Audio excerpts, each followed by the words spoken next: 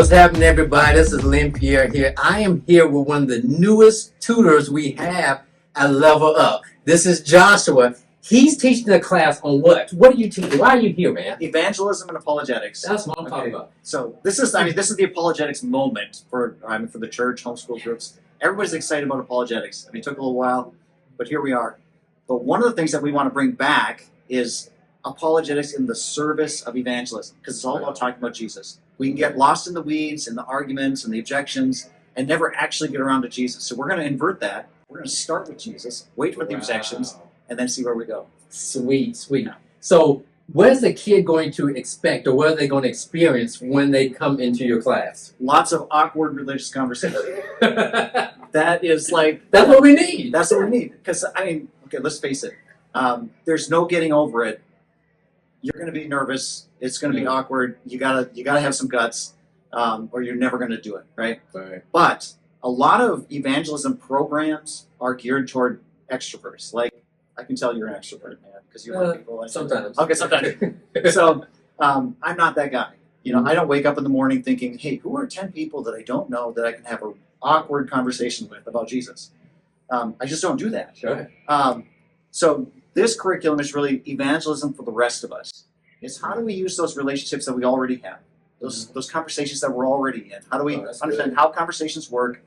How do we lead everyday conversations in a spiritual direction? So basically, I'm a kid, I'm a student, and I'm already in a relationship with 20 or 30 people. Yeah. And they already know me well, I already know them well, and then you're going to teach me how I can bring up Christ in a normal everyday conversation. Yeah, and then what to do if you get stuck, what to do if there's a question that you're like, I don't know what to do with that. Yeah, we're going to talk about that too. Sweet.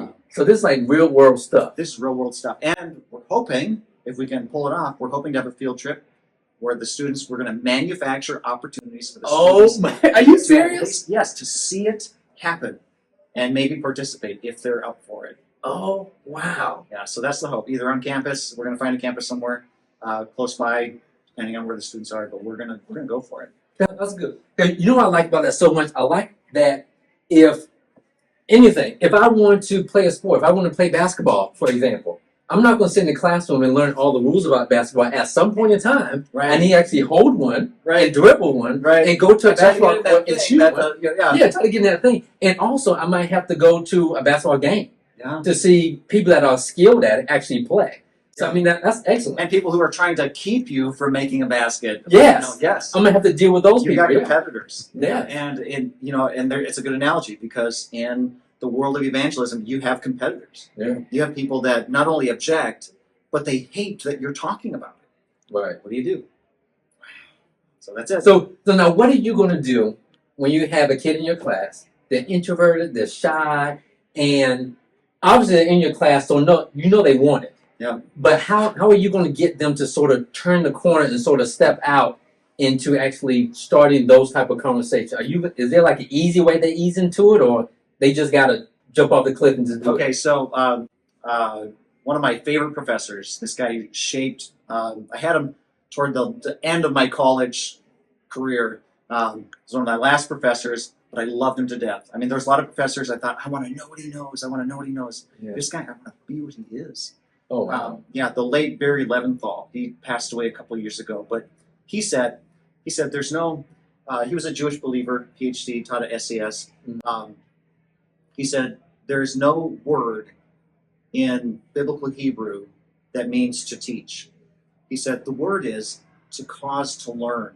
Okay? Notice how the activity is different? It's the difference between what I'm doing, I'm teaching, or what's happening in the student. And so my focus since then has just been, my goal is to do whatever it takes to cause them to learn. So each student is going to be a little bit different. Some are not going to respond well to just reading or lectures. Some people have to read things to really get it. So they might get some extra reading assignments because the lectures just aren't cutting it for them. Right. But I need to know where they are. And some of the way that I'll test that is by essay questions that are designed, like, you can't find this in the booklet. You got to know the information. You're just telling me what you're thinking. This is what you're doing. You're telling me how you're thinking, what you're thinking, so then I know where to take you from there. And there are going to be some that they really need the mentoring. They need to see it over and over and over again. But if we can get them moving in the right direction and then keep them plugged in to a trajectory of learning, that's what we're after. We're wanting to create not a method, not a set of syllogisms that they memorize. We want to create a disposition in the student that they think about religious questions and objections a certain way. They think about loving God with their minds in a certain way. They think about conversations in a certain way. Wow. That's what we're after. Causing them to learn. Causing them to learn. Oh, I'm gonna take that too. It's free. Just like grace, man. Yeah, it's free. It's free. Well, thank you, Joshua. Thank you so much.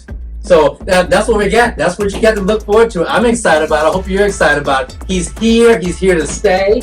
Yes. Well, I'm excited now. Yeah, I mean, it's like I wasn't excited when you started talking about it. Man, this guy's exciting. Oh, Who's talking about? I'm talking about you, my man. All right. Thank you all. Stay tuned. We'll see you later.